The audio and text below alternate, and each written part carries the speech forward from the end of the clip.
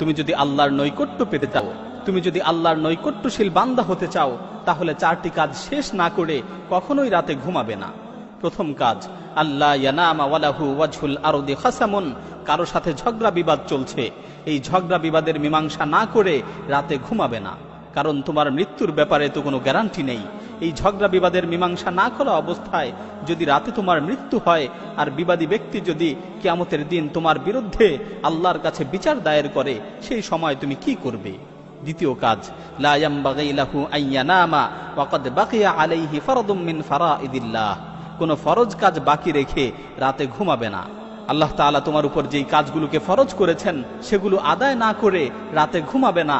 মনে করো এশার নামাজ, এটা একটা ফরজ বিধান, তুমি এশার নামাজ না পড়ে রাতে ঘুমিয়ে পড়লে আর রাতে তোমার মৃত্যু হলো, তো তুমি এই ফরজ নামাজের ব্যাপারে আল্লাহর কাছে কি জবাব দিবে? তৃতীয় কাজ, Likey